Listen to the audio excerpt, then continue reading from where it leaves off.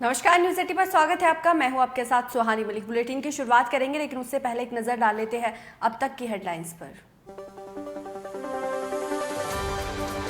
लखनऊ में आज बसपा की बड़ी बैठक, निकाय चुनाव की रणनीति पर होगा मंथन।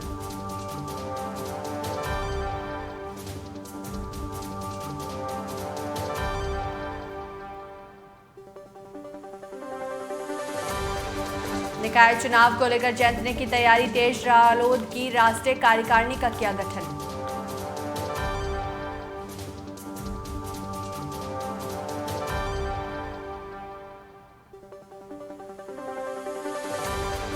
और बीजेपी प्रदेश अध्यक्ष भूपेंद्र चौधरी आज करेंगे बैठक में प्रदेश महामंत्री धर्मपाल सिंह भी रहेंगे मौजूद।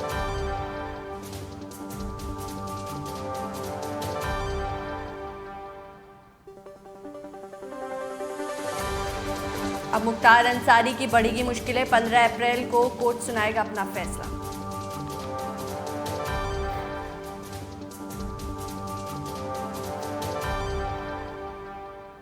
और अब खबरें विस्तार से। बुलेटिन की शुरुआत करेंगे लखनऊ से इस बड़ी खबर के साथ, जहां आज लखनऊ में बसपा की बड़ी बैठक का आयोजन किया गया है और निकाय चुनाव की रणनीति पर मंथन होगा। लखनऊ से इस वक्त की बड़ी खबर, आज बसपा की लखनऊ में बड़ी बैठक है। आपको बता दें कि निकाय चुनाव की रणनीति पर मंथन होगा।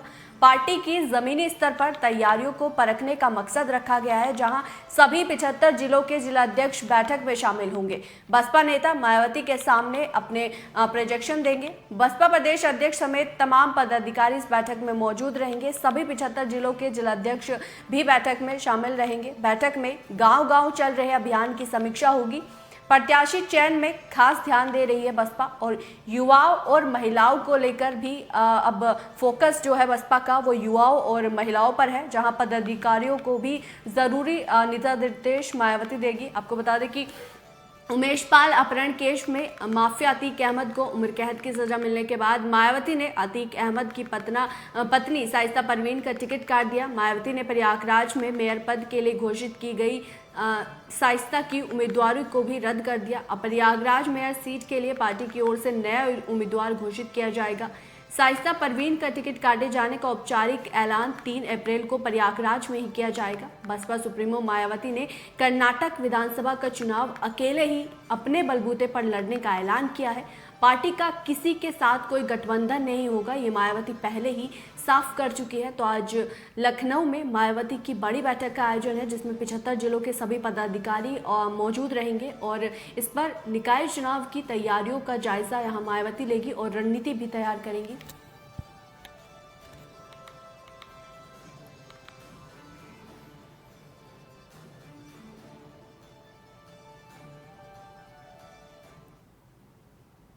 और यूपी निकाय चुनाव की तैयारियों का भी ऐलान नहीं हुआ है, लेकिन अभी से सभी पार्टियों ने अपनी तैयारियां शुरू कर दी है। इसी बीच आरएलडी अध्यक्ष जयंत चौधरी ने आरएलडी की राष्ट्रीय कार्यकारिणी का गठन किया है।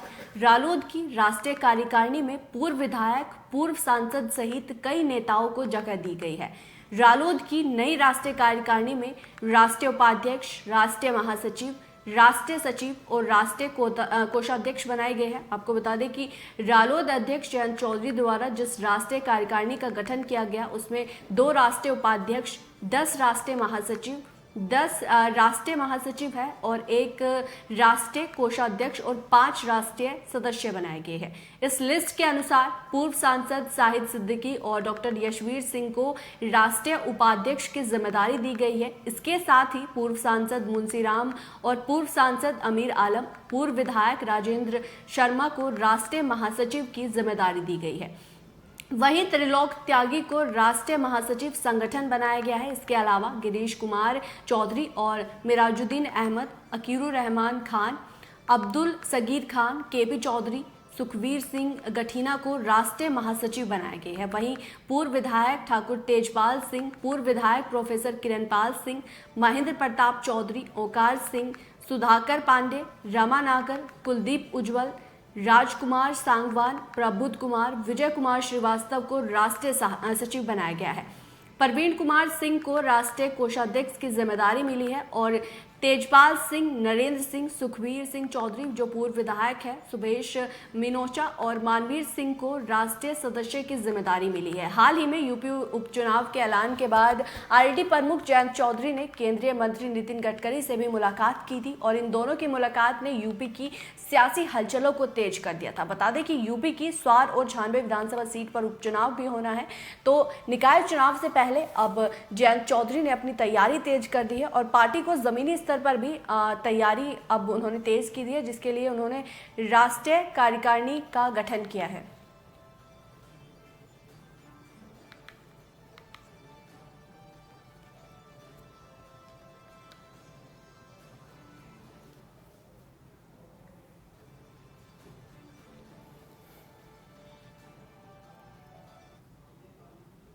और खबर लखनऊ से है, जहां बीजेपी प्रदेश अध्यक्ष भूपेंद्र चौधरी आज बैठक करेंगे, जहां वर्चुअली माध्यम से बैठक के लिए निर्देश दिए गए हैं। बीजेपी भव्य तरीके से अपना स्थापना दिवस बनाएगी, तो वह इस बैठक में प्रदेश महामंत्री धर्मपाल सिंह भी मौजूद रहेंगे। भारतीय जनता पार्टी अपने स्थापना दिवस 6 अप्रैल को भारत रत्न बाबा साहब डॉक्टर भीमराव अंबेडकर की जन्म जयंती यानी 14 अप्रैल तक मनाएगी और इसमें प्रदेश में विभिन्न कार्यक्रमों का आयोजन करेंगे। पार्टी प्रदेश अध्यक्ष भूपेंद्र चौधरी और प्रदेश महामंत्री संगठन धर्मपाल सिंह सामाजिक न्याय सप्ताह के अंतर्गत होने वाले कार्यक्रमों के लिए 2 अप्रैल को पार्टी अधिकारी यानी आज जिला प्रभारी, जिलाध्यक्षों और अभियान से जुड़े पार्टी पदाधिकारियों के साथ वर्चुअली माध्यम से बैठक करेंगे और उन्हें दिशा निर्देश भी देंगे। जेपी प्रदेश अध्यक्ष भूपेंद्र चौधरी ने पार्टी पदाधिकारियों को आह्वान किया था कि पार्टी संगठन की योजना सामाजिक और न्याय सप्ताह के तहत विभिन्न प्रकार के सामाजिक और जनसेवा के कार्यक्रम आयोजित किए जाएंगे, जिसके तहत आज पार्टी की तरफ से और भूपेंद्र चौधरी आज बैठक का आयोजन करेंगे।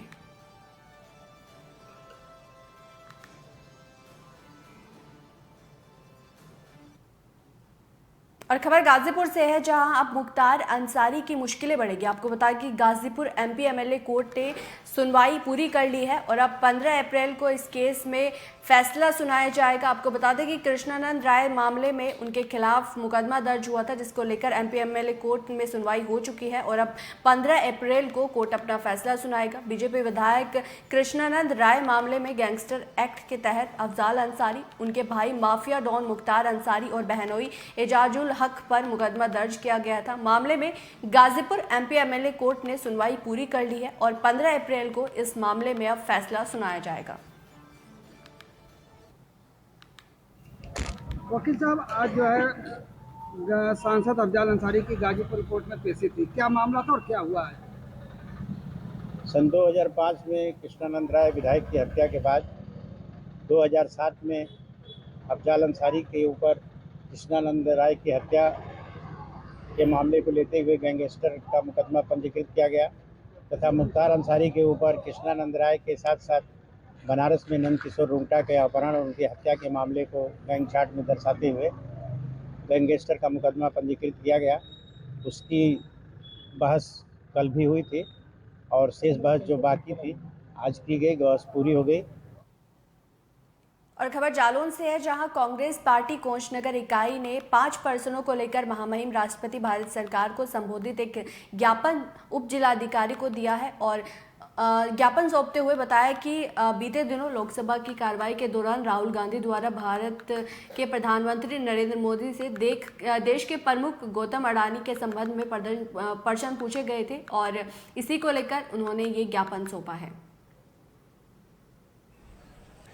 चूँकि विगत कई समय से हम और आप ये देख रहे हैं कि चूँकि मोदी जी की जो तानाशाही सरकार है वो राहुल जी के पीछे इस तरह पड़ी हुई है, क्योंकि उन्होंने केवल अपने 5 प्रश्न आदरणीय मोदी जी से कहे थे, तो उन्होंने ये प्रयास करके उनको संसद से निकालने का तो काम कर दिया है, लेकिन उनके प्रश्नों का जवाब नहीं दिया है। तो आज नगर कांग्रेस कमेटी के तत्वाधान में समस्त कांग्रेस जनों ने महामहिम राष्ट्रपति को जो ज्ञापन दिया है उसमें मांग की है कि जो राहुल जी के प्रश्न हैं उनके कम से कम हम लोगों को उत्तर मिले। क्योंकि पहला प्रश्न तो उन्होंने ये किया था कि जो काला धन है, जो 20,000 करोड़ रुपए का जो अडानी के उसमें लगा हुआ है, कहाँ से आया है और इसकी जांच भी की जानी चाहिए। दूसरा ईपीएफ का जो पैसा है वो कर्मचारियों की निधि के लिए बनाया जाता है, उसका भी पैसे का बंदरबाट इन्होंने किया है, जो आगे आने वाले समय में ये बहुत बड़ी समस्या लेकर विक्रांत खड़ी होंगी।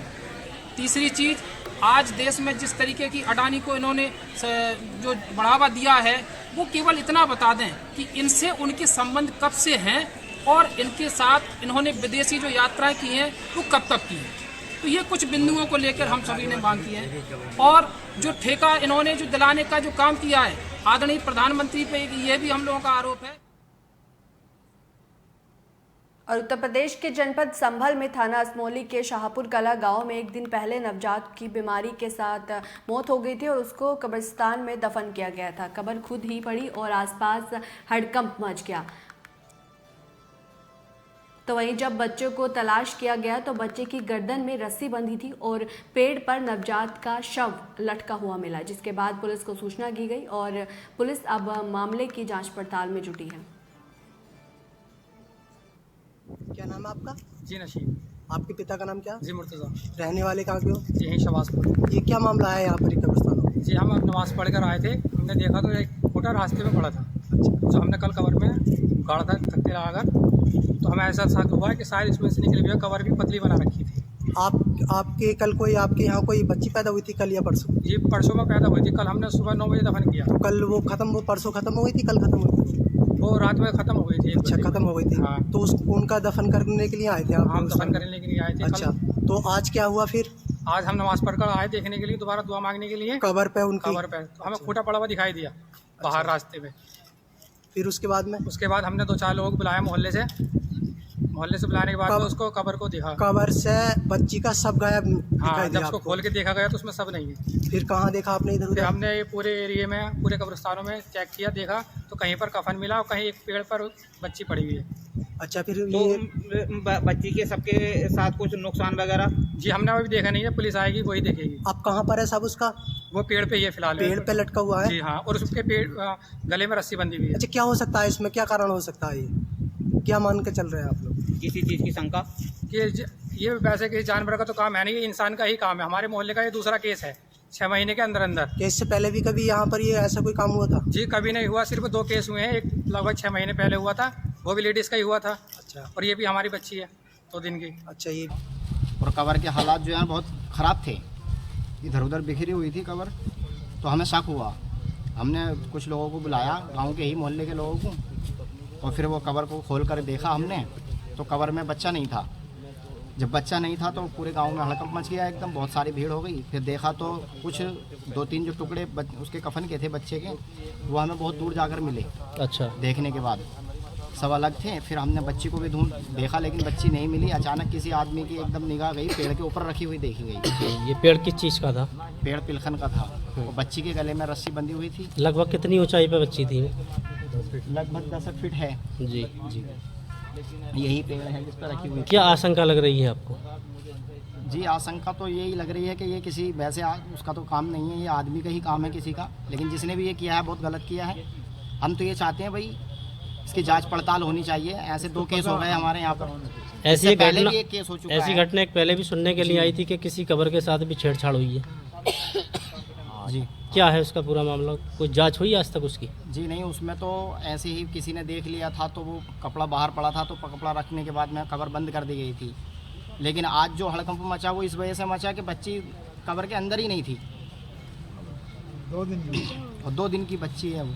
अच्छा, कोई प्रशासन को सूचना दी आपने? नहीं दी? जी प्रशासन को सूचना दे दी। थाना असमौली के अंतर्गत ग्राम शहबाजपुर कला से आज दोपहर में पुलिस को यह जानकारी प्राप्त हुई कि एक कब्रिस्तान के पास में एक पेड़ के शाखाओं पर एक नवजात बच्ची का शव रखा हुआ है। पुलिस के द्वारा मौके पर पहुंचकर जांच पड़ताल की गई। जांच में यह ज्ञात हुआ कि उक्त बच्ची जिसका जन्म 3 दिन पूर्व हुआ था, वह 2 दिन पूर्व इसकी मृत्यु बीमारी के कारण हॉस्पिटल में हो गई थी।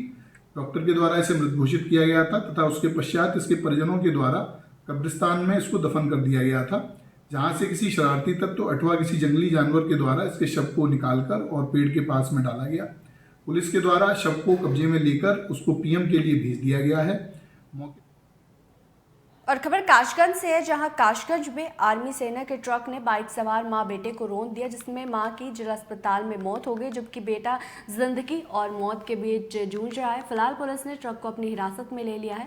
मां बेटे सोरो कस्बे के रहने वाले हैं और बेटा अपनी मां को दवा दिलाने के लिए बाइक से कासगंज लेकर जा रहा था। हादसे में अब मां की मौत हो चुकी है और बेटा भी अभी गंभीर रूप से स्थिति उसकी अभी गंभीर बताई जा रही है।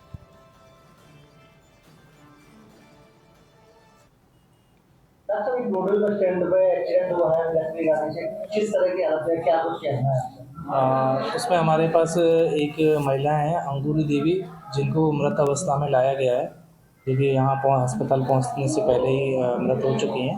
और एक उनके साथ में एक पुरुष है संजीव, उनकी चोटें आई हैं, उनका इलाज चल रहा है और अंगूरी देवी मृत हो चुकी है। ये कासगंज के सोरो मोहल्ला सोरो थाने के रहने वाले हैं। और इसी बीच रुक करेंगे इटावा से आ इस बड़ी खबर का, जहां इटावा पुलिस और बदमाशों के बीच मुठभेड़ हुई और मुठभेड़ के दौरान बदमाश के पैर में गोली लगी है। घायल बदमाश सहित 13 आरोपियों को पुलिस ने गिरफ्तार किया है। इस वक्त की बड़ी खबर इटावा से, इटावा पुलिस को बड़ी सफलता हाथ लगी है, जहां इटावा पुलिस और बदमाशों के बीच मुठभेड़ हुई और इस मुठभेड़ के दौरान एक बदमाश के पैर में गोली लगी। आपको बता दें कि घायल बदमाश सहित पुलिस ने 13 आरोपियों को गिरफ्तार किया है।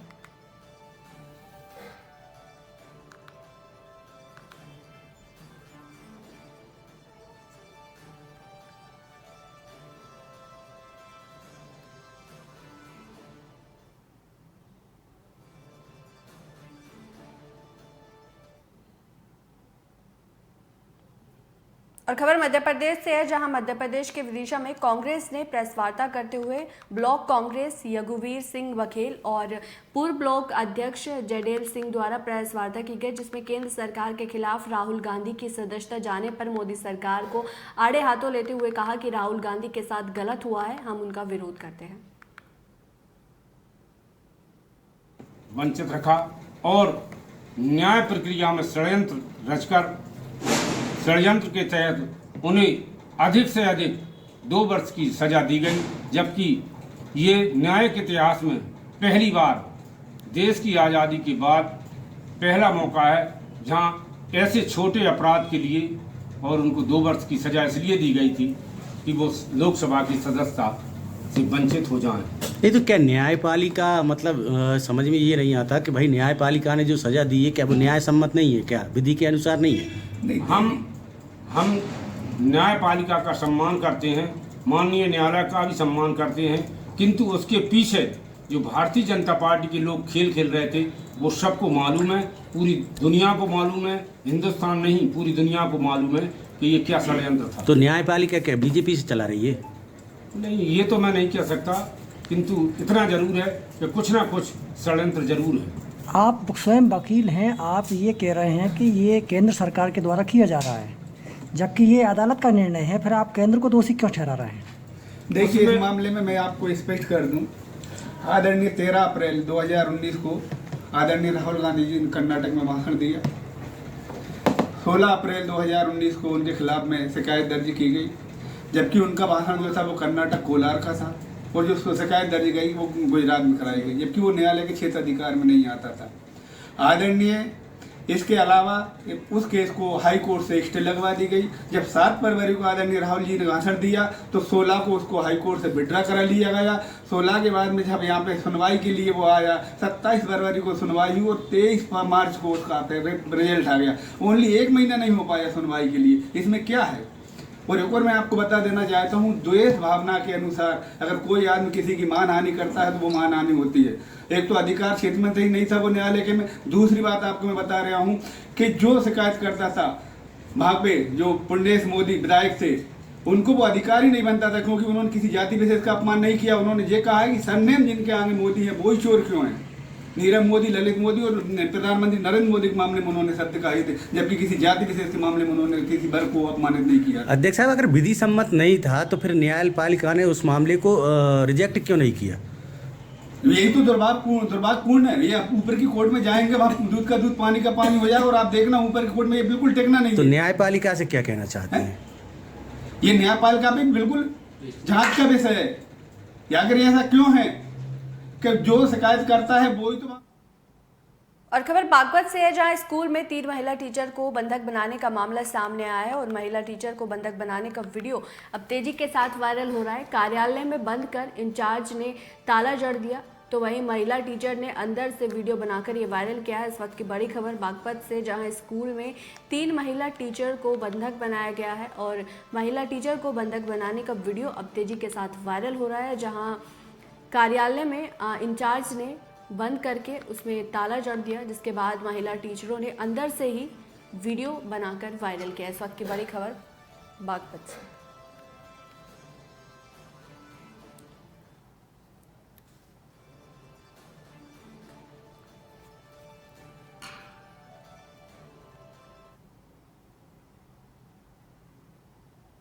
तो फिलहाल इस बुलेटिन में इतना ही। देश और दुनिया की बाकी तमाम खबरों के लिए बने रहे न्यूज़ 80 के साथ। मुझे दीजिए इजाजत। नमस्कार।